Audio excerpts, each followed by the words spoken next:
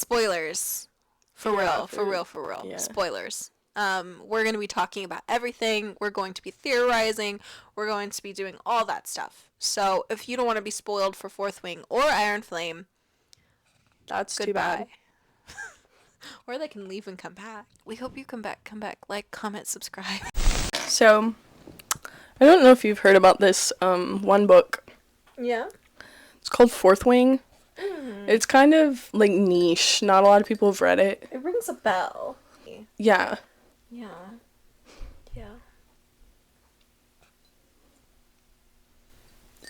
So because there's been absolutely no discourse about this book whatsoever, we should talk about it. I know. So, I have had an interesting journey with reading.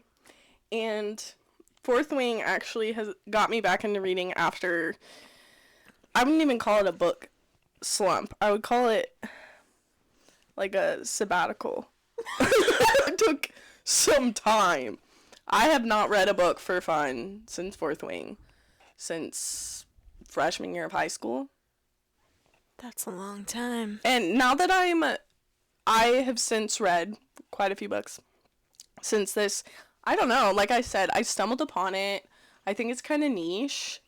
But it looked fun. I hate the way I'm sitting. I'm sorry, I can't go on. So comfortable. But I feel like Andrew did. So what made you decide to pick Fourth Wing up? Because you haven't really read a lot. I have a hair in my mouth. Since high school, you said. So, like, what was it just like, oh my gosh, everybody's talking about this book, I just need to know what's going on? Or was it like, oh, that sounds interesting? I, saw it at Target, and this lady had it in her basket at Target. And I just picked it up because I think I had heard about it. Like, I'd seen it on YouTube or TikTok or something.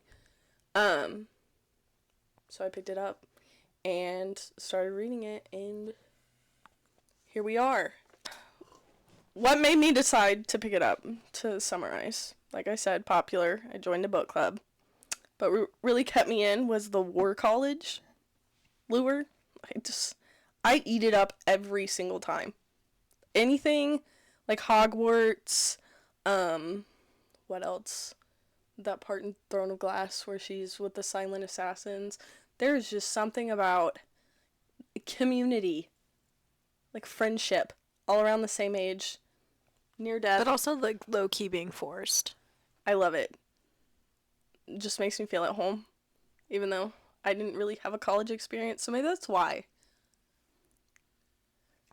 You know. For clarification, she did most of her college online, but she went. I am college educated, but... The college experience is nothing to write home about. Low-key.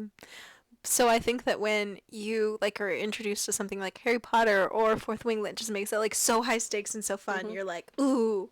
And there's so many cute boys.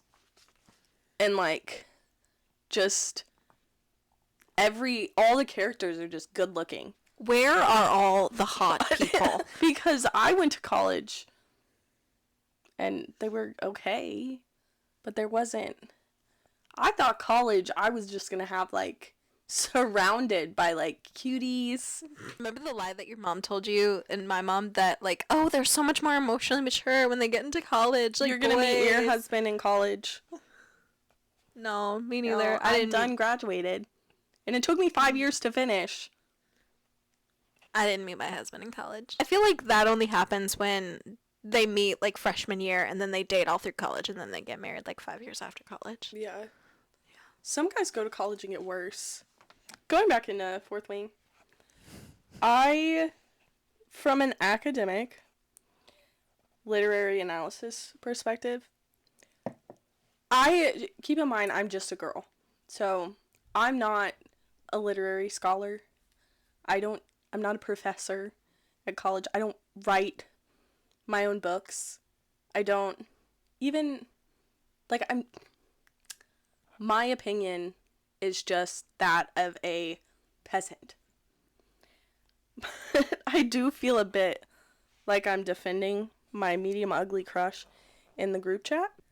when I talk about liking Fourth Wing, and when I really think about it, like when we were outlining kind of our discussion, the more I think about it, the more flawed it becomes. But you don't know it like I do. It has potential. I feel like with Fourth Wing, you are so cognizant of its flaws, but you're also like, it's such a good time. And that's so rare for me because, like, I don't know. My reading style is more instinctual. If I don't mess with a book, like, within the first 15 pages, I'm like, you're done. But with Fourth Wing, I'm like, I know you're flawed, but I just genuinely am having a good time with you. It's like a car wreck. Like, I can't look away. Exactly. I pronounce it Bastieth. Bisgayeth. That's how I say it. That sounds like more accurate. I mean, Rebecca doesn't even pronounce it right, but how does she pronounce it? I don't know, but I've just heard that it's wrong. I'm honestly super not worried about pronouncing a fictional Dragon Rider War College word correctly. I sometimes have a big mouth. I know nothing really about literature other than I read it, and I took some classes in high school. So I say something that might be mean. I'm sorry. Sorry. This is our opinion. Sorry. Etc. etc. I'm just a girl. I feel like I probably should cut that. What if we film this as like ASMR? Like, hey, hello. I'd like to talk to you about Fourth Wing. There are 4 wings. 10 minutes in and we're already like off the rails. So basically, Fourth Wing is about this one girl. Her name's Violet. And she's not like other girls. She's like, honestly, Violet has favorite energy. She's very actor-coded. It's like the very much like, oh my gosh, I'm so brittle. She like, as she's explaining herself, she's like, I am gonna die in the writer's quadrant because my bones break all the time. I break my bones. I get up, I break a bone. I'm so fragile.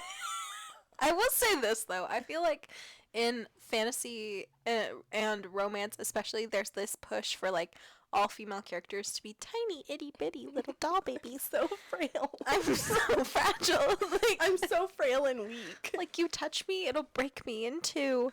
And I feel like she was that way, but she had, like, consequences for it. Like, because it was, like, she struggled, and she had to, like... I like that she wasn't right away good, like, at being a writer, or what...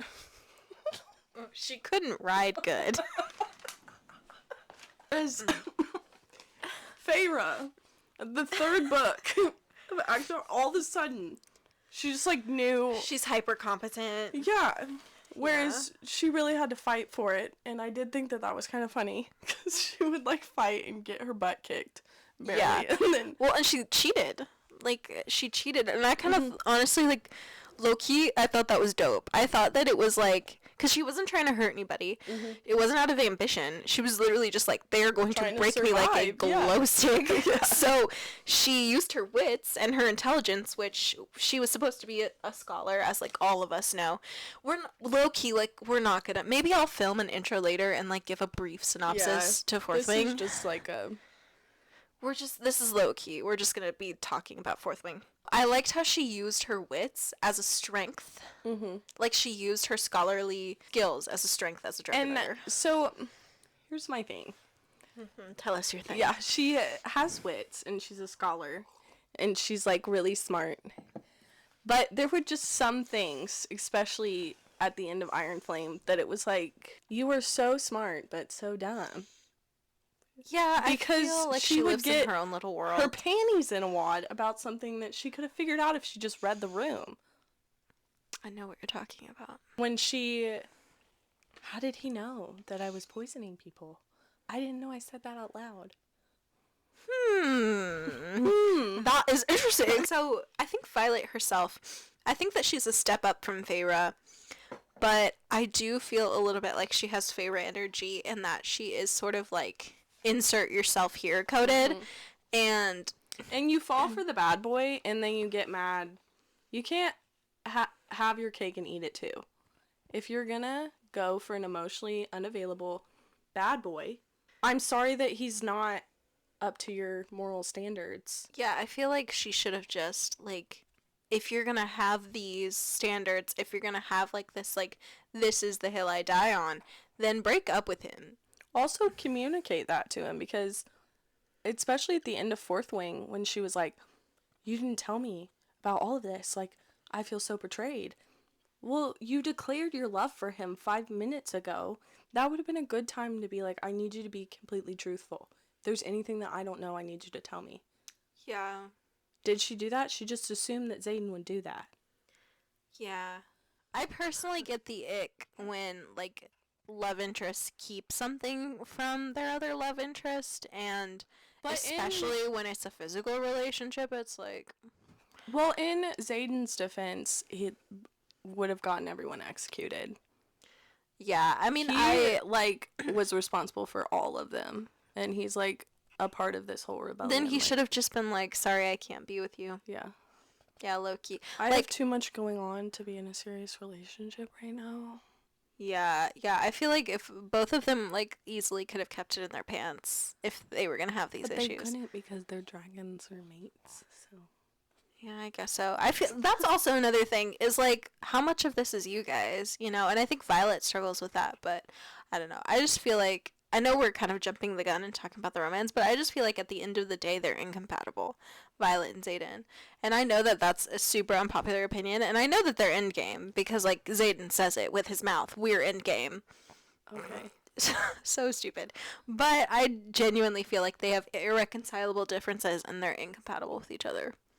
Yeah, but I also, they're opposites, I think, for a reason. I think them being sometimes polar opposites, as far as she was, like, daughter of a general on one side, and then he was the son of the big rebel. And the way that he thinks is very ambiguous, and there's, like, morally gray things there, whereas Violet would love to have an absolute truth. And as the series is going on, she's, like, realizing that everything is not what she thought it was. Yeah. But she still... clings to those ideas. Dies on those hills. Until she's like, oh, yeah, it's kind of wrong. But she doesn't, like, say it. She just, like, hooks up with Xaden. Then it's all good. Yeah. Until they start bickering again. Yeah, so I like Violet. I think she's a pretty good main character. I think she has enough agency to where I feel like I can root for her.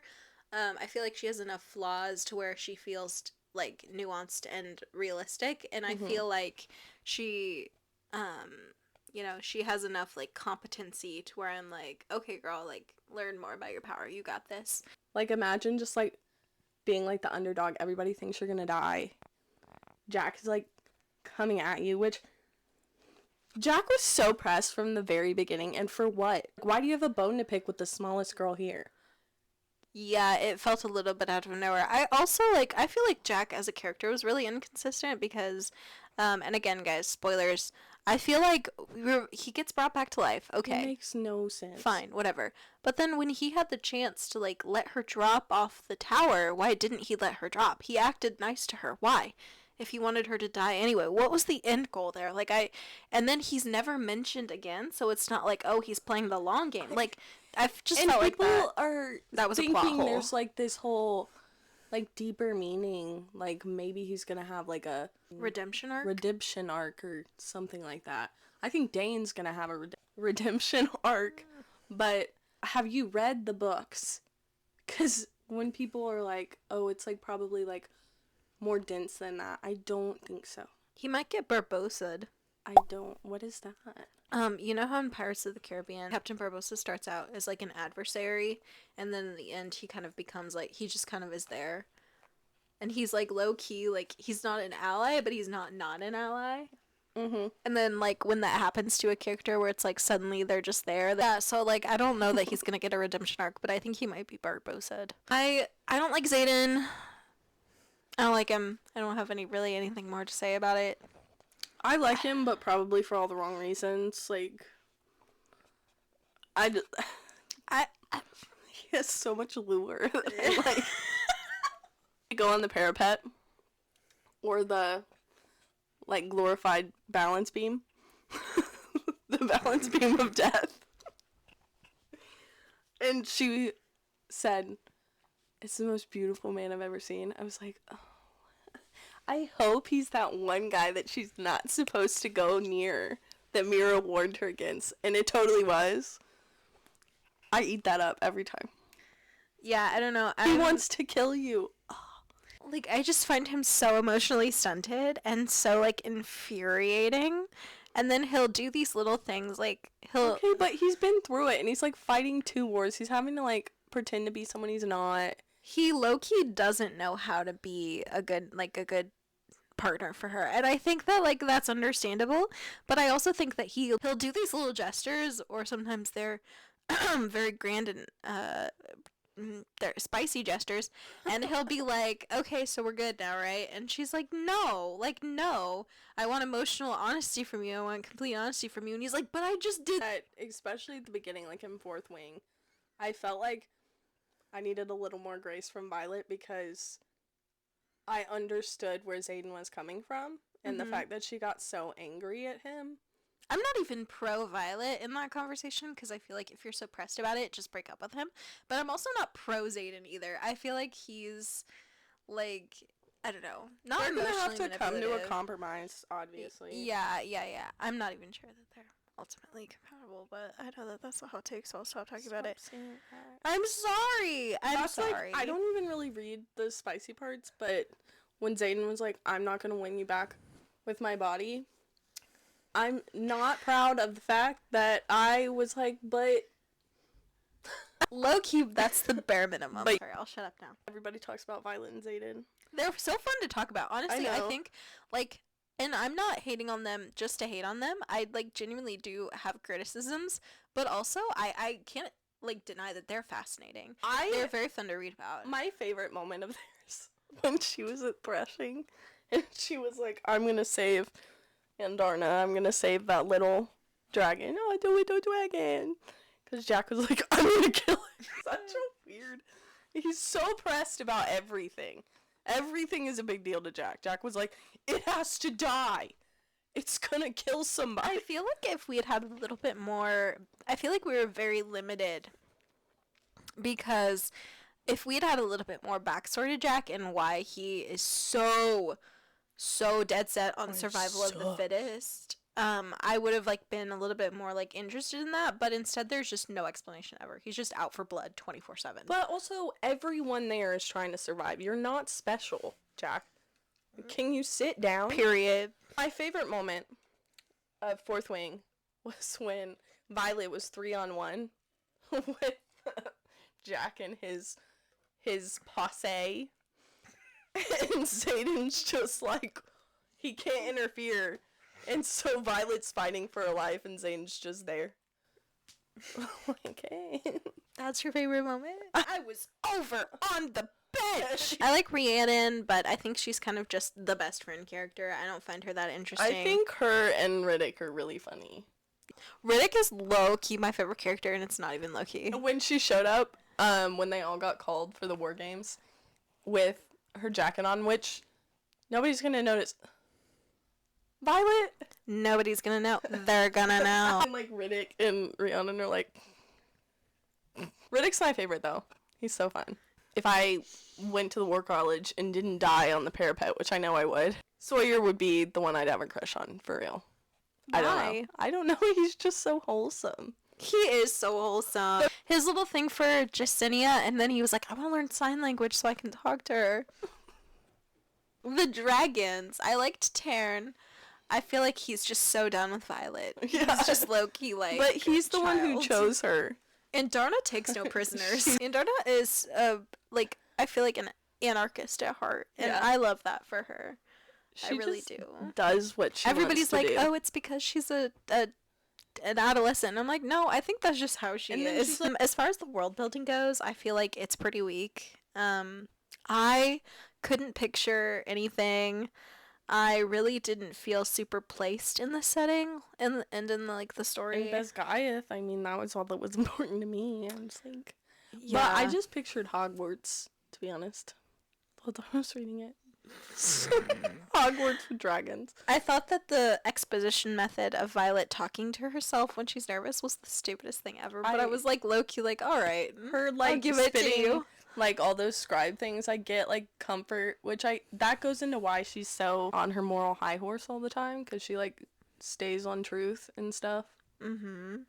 But another thing was when he was like, when that whatever they call it when they can read minds, when that guy got his neck snapped, and Xaden was like, start thinking those facts that you're always thinking about, and she like just doesn't question it. That was when I was like, Violet, he can read your mind. Yeah. And then in Iron Flame, this is a spoiler, when she's like, why wouldn't you tell me? He practically told you.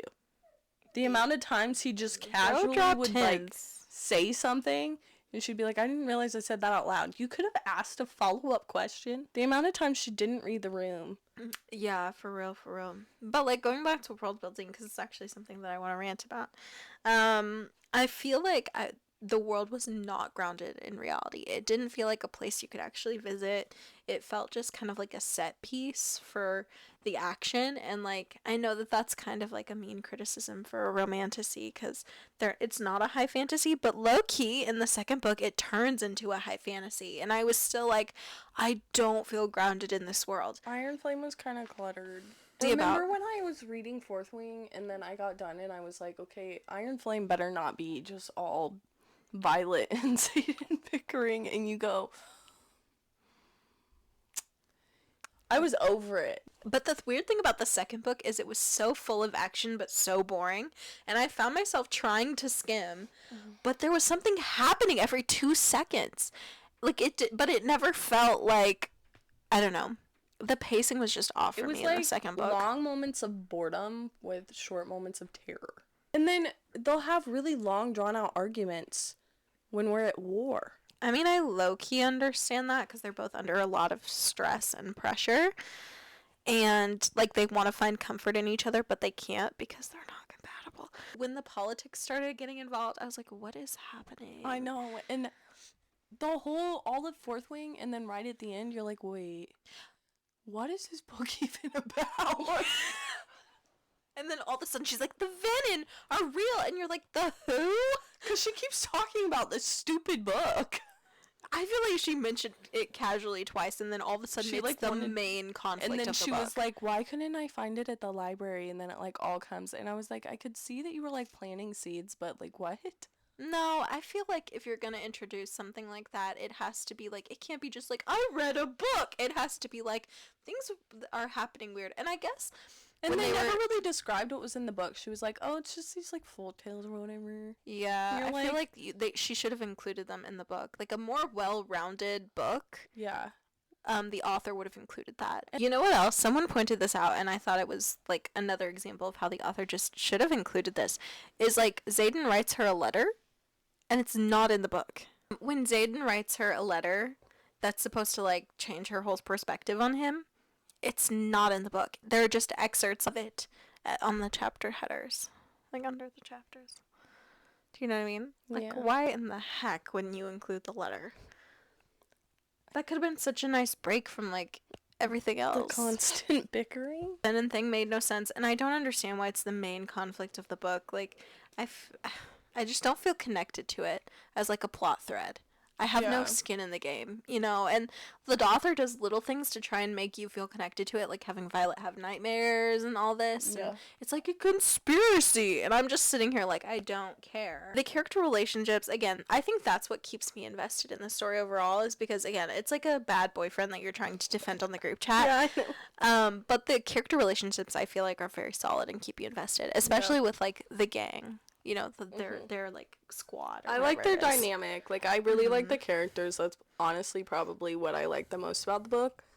Because it's funny. I like the back and forth. I like the friends that she made, and I felt like it was all very authentic. Yeah. And just Xaden's people coming around and all that kind of stuff. I did kind of think it was kind of crappy when Xaden, like, was like, I need to protect her because... we'll both die if one of us dies. And she was like, this is so annoying. Like, why would he? And you're like, I don't understand why so many dragon riders die.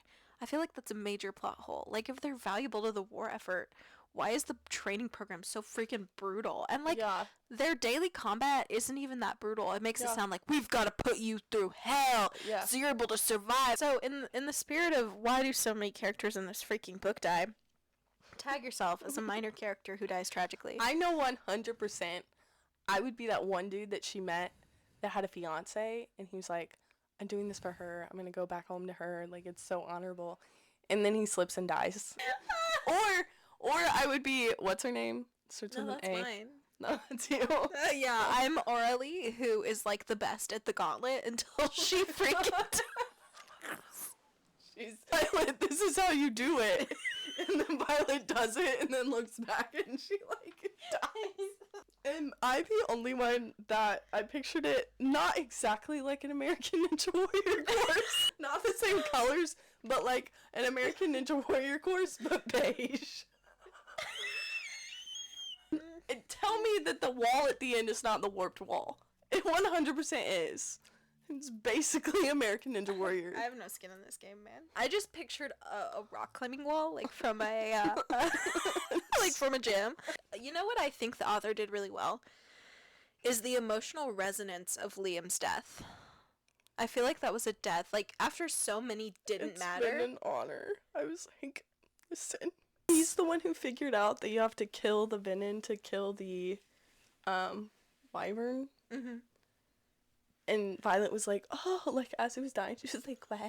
And then it, like, took her, like, 3 more near-death experiences to be like, oh, you She's have a to little kill slow. the venom. She's a little slow, but we love her. Yeah, I think after so many, like, needless deaths where you didn't really feel anything because so many people were dying, the emotional resonance and consequences of Liam's death, I thought that was really impressive, how they, like, carry over even into Iron Flame. So you said that you suspected Brennan was alive. Me, I was like, oh, hey. Did I? Yeah. I suspected the second signet of Zayden. I caught on to Did you that really? fast. Yeah, really fast. Oh, I didn't suspect. The, like, first time she was like, I didn't realize I said that out loud. I was like, that's weird. And then when that thing happened where he got his neck snapped and he told her, think those, like, thoughts or what? Why does he know that? How does he know how it works? And how does he know that Violet does that every time she's like in... I was like... Ugh. And then this, like, next time it happened, like, then the poison stuff, I was like... See? He can read minds or something. When I was like, why would Actually, they mention yeah. that signet? Like, why would that signet be, like, not allowed and stuff? And, like, why was that such a pivotal? It seemed really important. And then I was like, oh, because Satan can read minds. So the end of Iron Flame, how did we feel? Oh, I will say, I have one more thing about Go ahead. Fourth Wing. We haven't talked about Dane enough. And personally, my favorite thing about it was the fact that he would not let it die about getting Violet into the scribe quadrant. Like, she had made it, like, to threshing. Like, I think she had, like, bonded with the dragon, and he still was like, so, do you want to go to the scribe quadrant? It was like, dude. It was like he was, like, an advertiser for the scribe quadrant. He was like, have you ever thought about joining, actually, the scribe quadrant? I'd like to contact you. I would like to contract you. I thought it was interesting how Iron Flame walked back because I genuinely hated Dane after the first book, but I felt like Iron Flame walked all that back and was like, no, he actually, like, didn't know he was sending you to your death. Well, he's a lot like Violet, where he likes the absolute truth. He's very much a rule follower, and Zayden challenged him on that. He challenges both of them. And so I feel like it's hard for them to let go of that. I do think that is something that Rebecca's trying to get across, maybe. Some people are like, what if, because it's a 5-book series, that the actual enemies to lovers is Violet and Dane? No, I don't think so. I think Zayden and Violet are in game. I'm not necessarily, like, happy about it, because I don't, like, long term, I don't think they're compatible. I think the third book is gonna have to go a long way to convince me that these two should be together, because as of right now, I'm like, low-key, no, you shouldn't. Maybe all the reasons that Zayden is the way that he is because he's been venom or something. I don't know. Maybe he becomes unvenomous. That'll be interesting. I think that like Wait. So when they start learning how to heal people, what are they gonna call it? Unvenomous? Devinified? Devenator 3000! To get me to actually root for Xaden and Violet as a couple, the journey towards devenening Xaden is gonna have to be, like, really good. You know, like, they're gonna have to really, like, start communicating. I really got really mad at the end of Iron Flame, honestly. Did you? At that point, so much had happened that I was just kind of, like, numb. I was just kind of like, whatever. That book was so hard to get through in the first place. And I really wanted them to come to a resolution because I don't even care if they're compatible. I'm so tired of the bickering. Stop fighting! Whatever. I feel like at the end, he's gonna get devinified.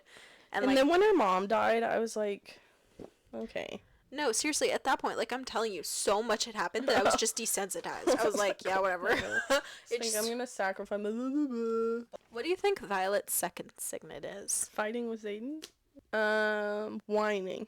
And I know that I could probably reread and figure it out, but truthfully, I'd rather stab my eyes out with a fork. Do you think it has something to do with her, like, memory and knowledge? Like, that she has? I think, like, her dreams and all that kind of stuff have something to do with it. I think her second signet is gonna have something to do with how they're gonna figure out this whole Venin fiasco they've got going on. Especially with Andarna being...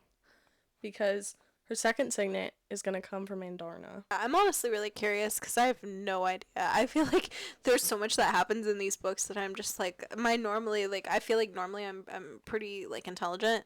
But when it comes to these books, I'm like, I don't know. It's going to be something kind of like with the Hunger Games where they learn to fight it. There's no real way to cure it. There's a way to mitigate it or whatever.